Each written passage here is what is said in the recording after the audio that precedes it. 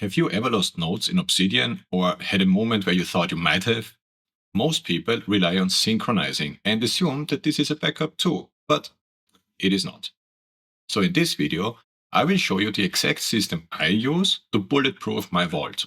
My current setup with Obsidian Sync, a 3-2-1 style backup that turned into a 4-3-1 safety net actually, and several free sync and backup options you can use if you do not want to pay for Obsidian Sync.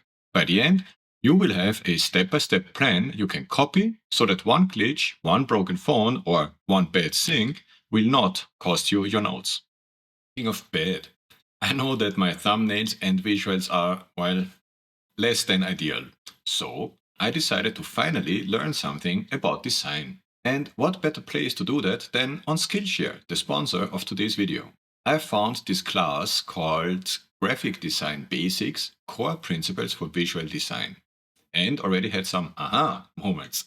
It explains basic concepts, demonstrates how they work together, and is really easy to understand for beginners like me.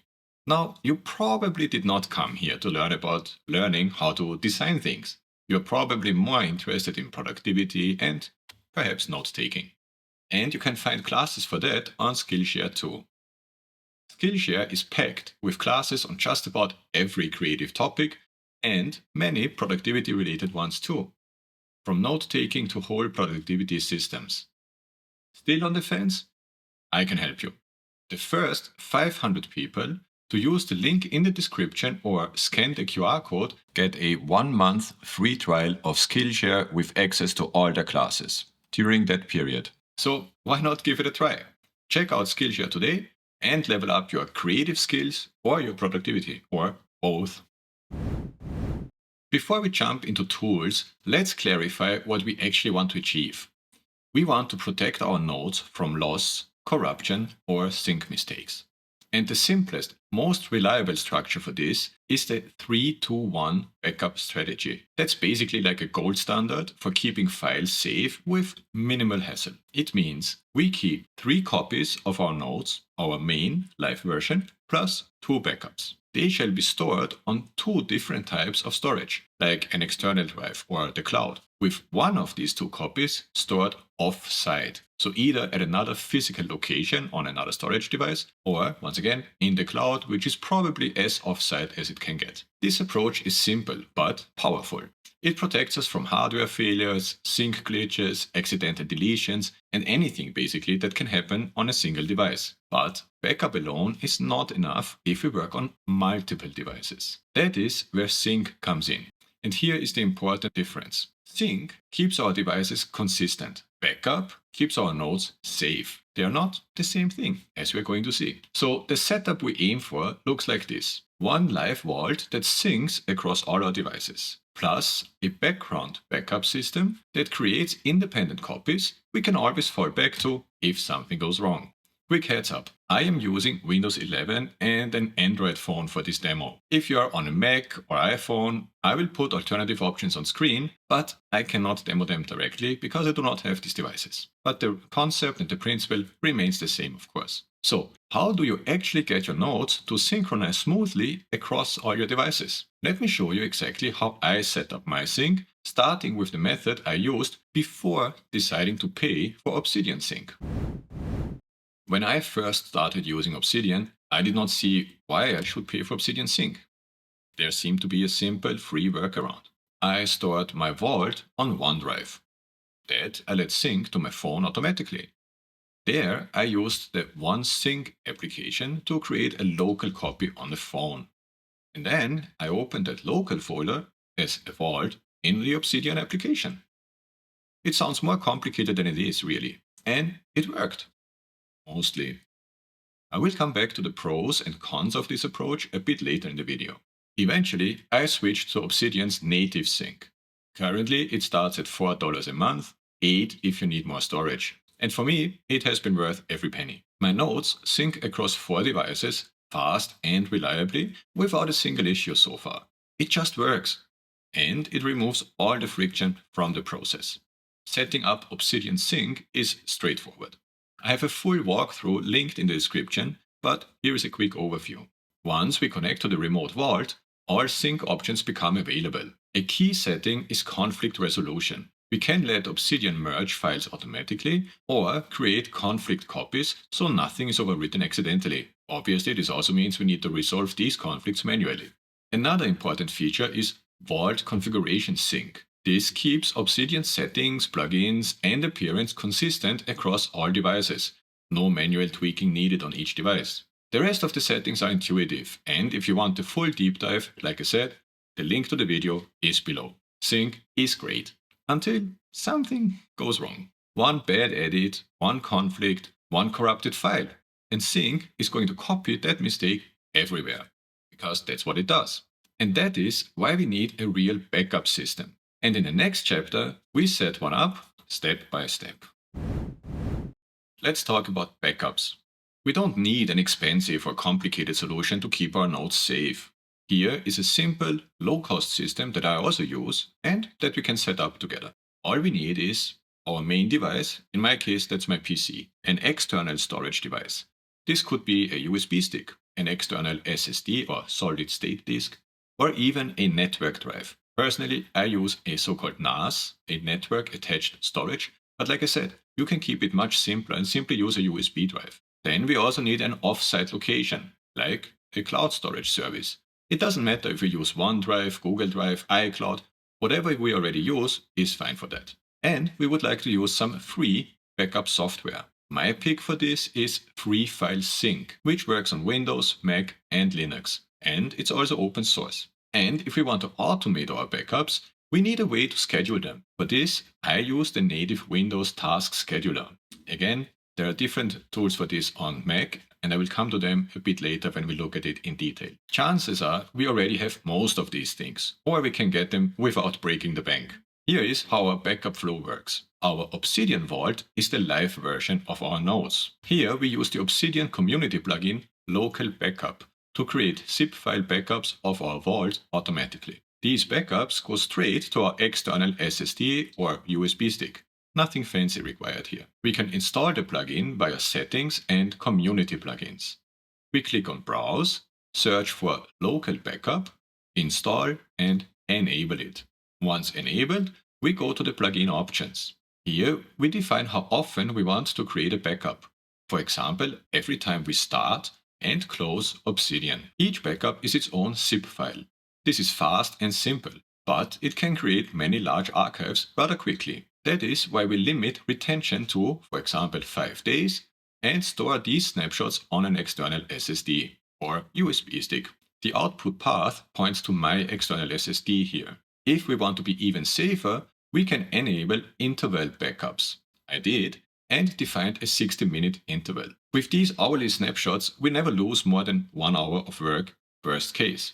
And that is our first backup layer. Now we need the second and third layers to match or even improve the 3-2-1 concept. And for that, we use Free File Sync. There are many similar tools out there. I like this one because it's simple, it's free, open source, and works on all platforms.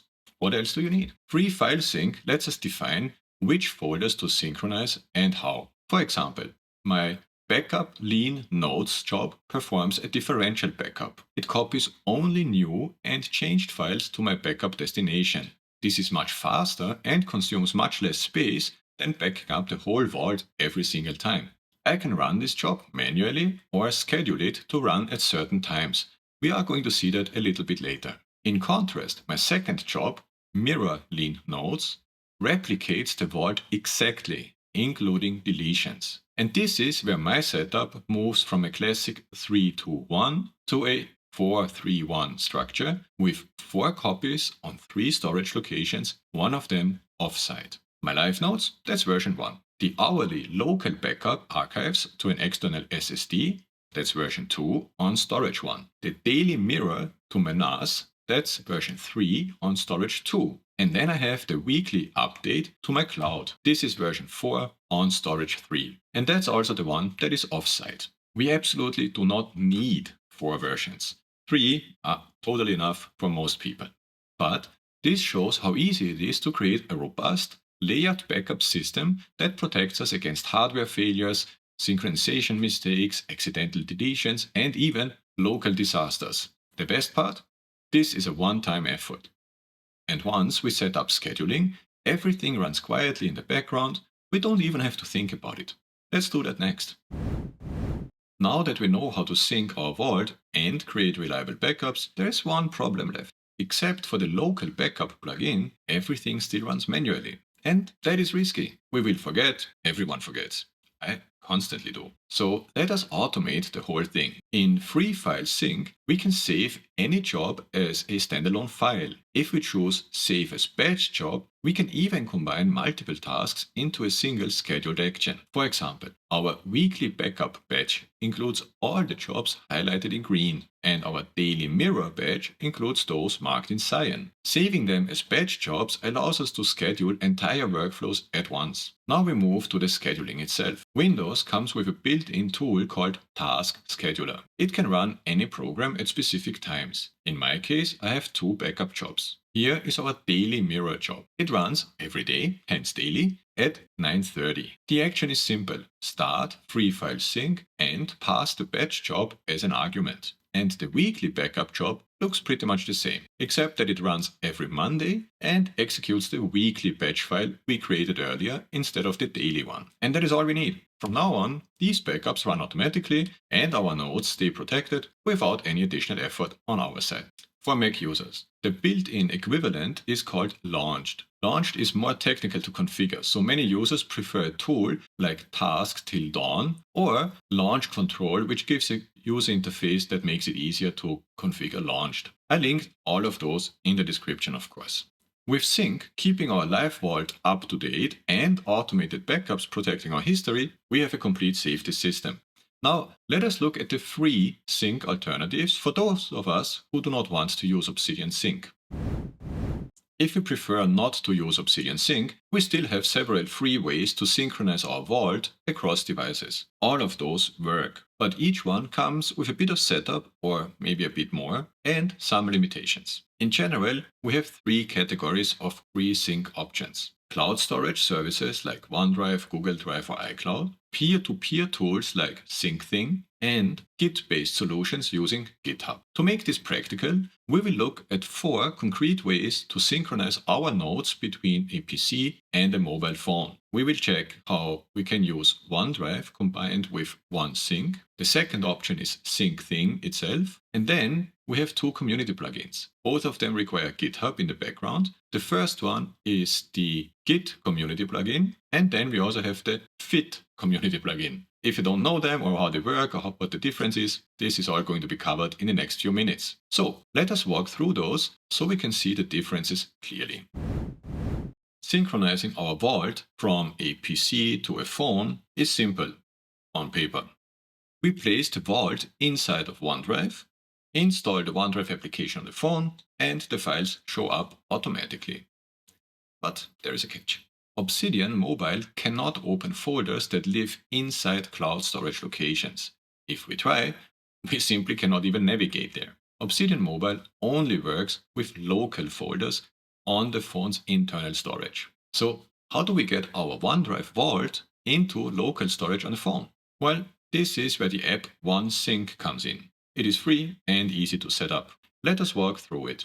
We create a vault called OneDrive Demo directly inside our OneDrive folder on the PC. Then we right-click the folder and choose Always Keep on this device, so everything is downloaded locally. On the phone, we log into OneSync with our Microsoft account. We create a new folder pair, the OneDrive Demo folder on the cloud side, and a newly created local folder on the phone. We set the sync method to two-way and save it. Before we continue, we check 2 important OneSync settings. First, the free version has a 20 MB upload limit. Nodes are fine, large attachments might not be. And second, the shortest sync interval is 1 hour. This means there's no real-time sync as you would have with Obsidian Sync. However, we can always trigger manual sync. Now we open this vault on our phone. We go to Obsidian, click on the current vault name and select Manage Vaults and Open Folder as Vault. Then we just navigate to our local vault folder and select it. Right away, we should see our nodes. We can navigate the vault and add a new node. But if we check the PC, it does not show up yet, and that is expected. Remember the settings in OneSync? Right. The shortest sync interval is 1 hour. Now, if we don't switch between devices quickly, that's probably fine. But if we cannot or don't want to wait and want this new node to show up on our PC, we need to trigger the sync manually again. This will push the node to OneDrive, and once downloaded to our PC, we can actually see it there.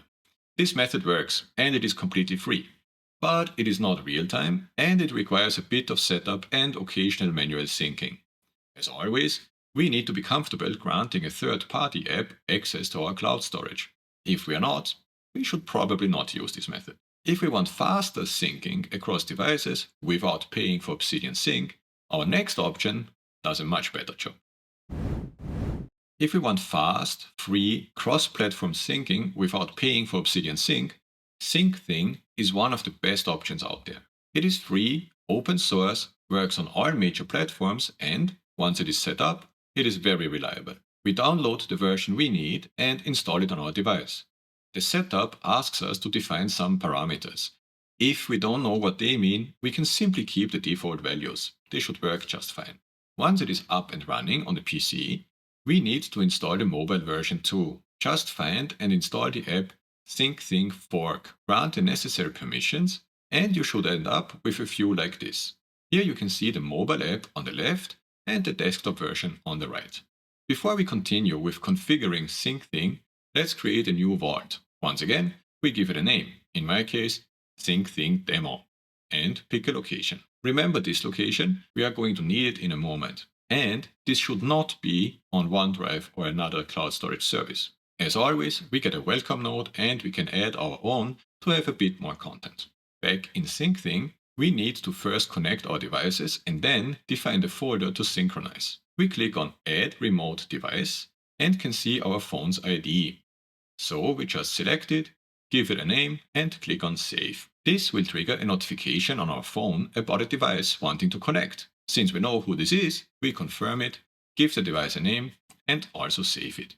Now our PC and phone are connected, but they don't know what to synchronize yet. So we click on Add Folder, label it, I will call it Syncthing Demo, and enter the path to our vault. Once again, we click Save, and now Syncthing knows that this is a folder it can share across devices. The last step is to define that device. We go to our remote device box, click on Edit and Sharing. Here we can see all available folders for sharing. We select the Syncthing Demo vault and once again, click Save. Again, we get a notification on our phone, accept the sharing request and find the local folder to save the files in. I created this folder earlier, so I can just select it. And that's it. All that remains is to go to Obsidian on our mobile, navigate to the local folder and open it as a vault. We can see the existing nodes right away and add new ones. And if I open both Obsidian apps next to each other, you can see how fast the sync actually works. I added the node on my PC, and after a few moments, the changes show up on my mobile too. Syncthing is noticeably faster than the OneDrive and OneSync approach. The setup is a bit more technical, but the reliability and speed make it worth it. If you want extra features like version control and file comparison, then the next free method might be for you, even if its setup is still more technical. If we are looking for a free sync and kind of backup solution with real version control, then the Obsidian Git plugin is a powerful option. It connects our vault to a GitHub repository and lets us synchronize changes across devices while also keeping a full history of every single file. It takes a bit of setup, but works seamlessly after that. First, we need to install Git on our device. This may sound scary, but it's really not. Just go to github.com and follow the instructions for your operating system. Once installed, come back to Obsidian. You do not need to touch Git ever again. Now we create a new vault. You know the drill. Give it a name, I call it Git Demo, select the location and click Create. Then we enable community plugins, search for Git, install and enable the plugin. We get an error message right away because the plugin cannot find a valid repository. That's nothing to worry because we do not have one just yet.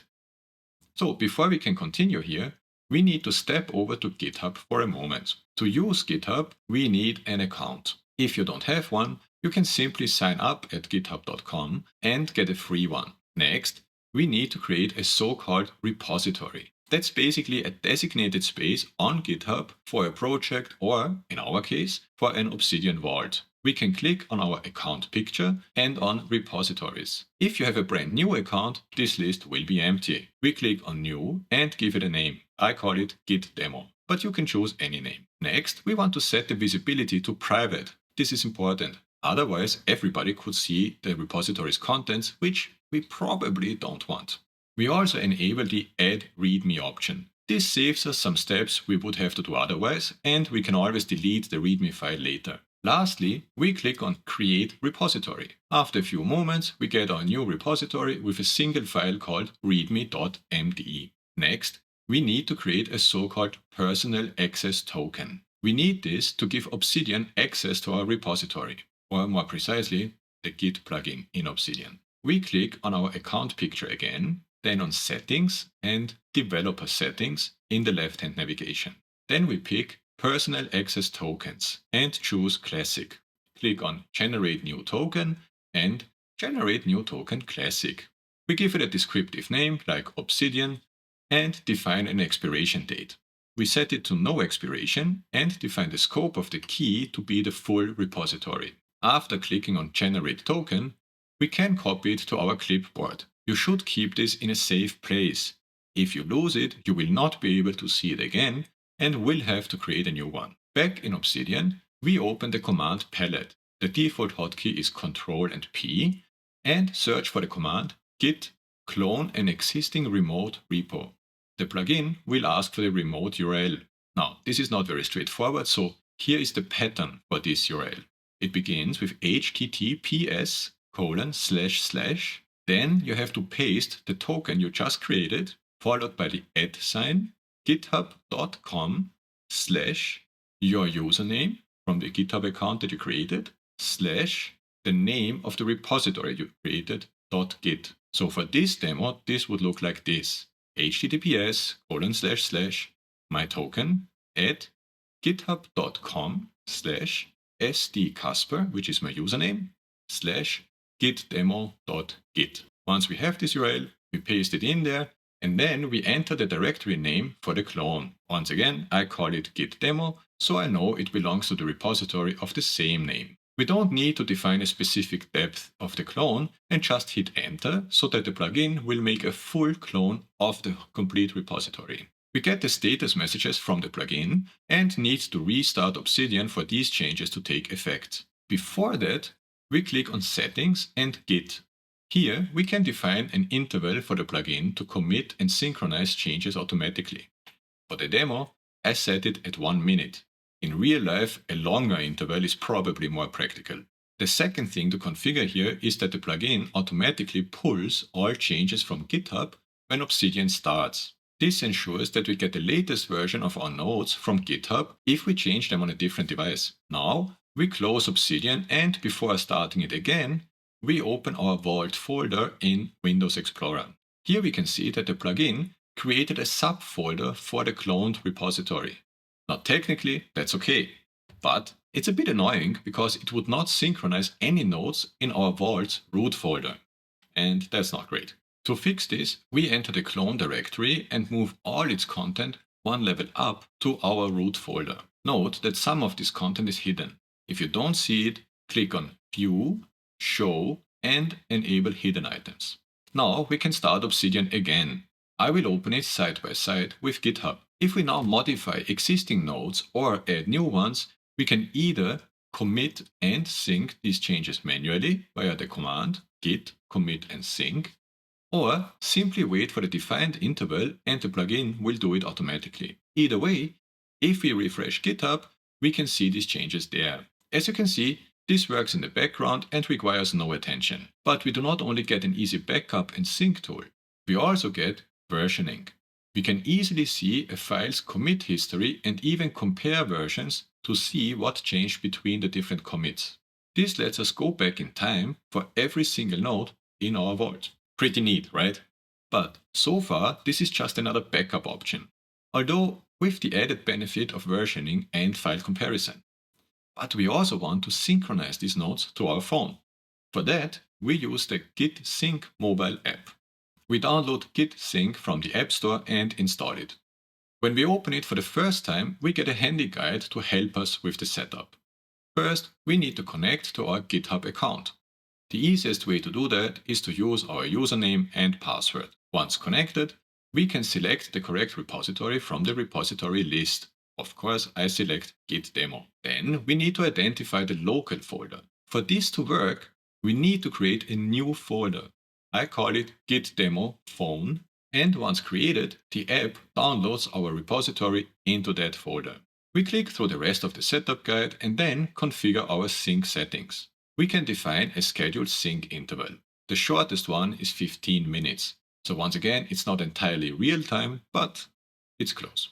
We can also synchronize our changes every time we open and close the Obsidian app. But for that, Git Sync needs full access to our device.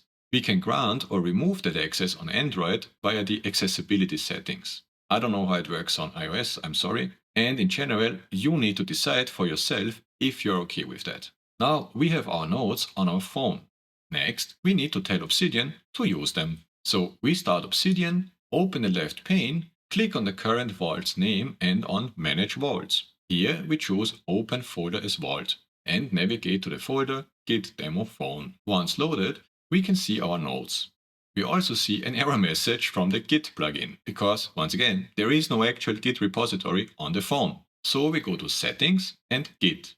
Here we scroll down to the very end of the page and toggle the option to Disable on this device. We do this because on our phone the plugin will not synchronize with GitHub. Instead, Git Sync will do that in the background. Now we need to restart Obsidian for this change to take effect. Once this is done, we can edit a node on the phone. Now, we could wait for the sync interval of 15 minutes to expire, or we go back to Git Sync and trigger the sync manually. Let's check if it really worked by looking at the same node directly in our repository on GitHub. Yes, the change is here. And to get it into Obsidian on our PC, once again, we just wait and the sync will happen automatically. Of course, this also works if we modify the same node on both devices. By the way, you can see this side panel for the Git plugin. That's quite handy. It shows us any uncommitted changes and lets us trigger a sync manually. You can get it by clicking on this icon over here. Okay, this was probably more complicated than you would have liked. But I have good news. If we don't need comparing file changes and Git functionality inside of Obsidian, then the next and much simpler free sync option is our friend. Meet the Fit plugin in the next chapter. The community plugin Fit also uses GitHub to synchronize Obsidian nodes. Think of it as a simplified version of the Git plugin that we saw earlier. It handles authentication, synchronizing, and file history. It is much easier to set up, and if we do not need advanced Git features, it is a very practical option. Once again, I create a new vault for this demo and call it Fit Demo. Then we go to Settings, Community Plugins, allow them, and search for Fit. We install and enable the plugin and look at its options. First, we need to authenticate to get access. For that, we need a personal access token. Yes, that's what we also did in the previous chapter for the Git plugin. So we go to GitHub, create a new repository called Fit Demo, make it private, and create a README file. Then we click on our account image, settings, and developer settings. We navigate to the personal access tokens and create a classic one for this specific repository. Again, keep this token in a safe place. You will not be able to see it again. Back in Obsidian, we paste the token and click on Authenticate. Now the plugin is connected to GitHub and we can select the Fit Demo repository. We also need to select a branch. There is only one, so we take that one. Under Local Configuration, we can define a device name. This is what is going to show up in the commit history on GitHub. I call this device PC. AutoSync can display notifications. If this gets annoying, we can turn them off or show only notifications about file changes and conflicts. Next, we can adjust the auto-check interval to anything from 1 to 60 minutes. And that's it. we close the settings. Now we can open the command palette via Ctrl P and search for fit sync. We run the command and, once complete, can check to see our vault content in the GitHub repository. Now let's move over to Obsidian on our phone. We open the left-hand pane, click the current vault's name, Manage Vaults, Create New Vault. We call it Fit Demo and select a location on our phone. Then we go to Settings, enable Community Plugins and install the Fit plugin. We ensure that the plugin settings match the ones on the PC. We use the same personal access token, authenticate, and pick the correct repository and branch. I also set the auto sync to muted and the same auto check interval as on the PC. We close the settings and run the fit sync command again. And now both devices are aligned. We can edit our nodes on either device and wait for the auto check to synchronize them or trigger the sync manually. And that's all. Fit is much simpler to set up than the Git plugin and works well for most node-taking workflows. It still stores our changes in GitHub, so we get commit history and can go back in time. But we do not get advanced Git tools inside of Obsidian. Its main weakness is probably conflict handling, at least for now. If we edit the same node on multiple devices before a sync happens, Fit will warn us and we need to resolve the conflict manually. But if we do not need full version control or staging tools, then Fit offers a fast and lightweight way to sync our nodes for free. Now we know everything we need to synchronize our Obsidian nodes and keep them safe. We saw how sync keeps our devices aligned and how backups protect us from mistakes and how we can combine both to build a solid system. And before we try any of this, it's always a good idea to make a quick backup of our vault. Just saying. Here is an overview of the different options based on cost, complexity, and feature availability. And if you only remember one thing from this video, let it be this. Pick one sync method and at least one backup method, and then set them up today, not after something breaks.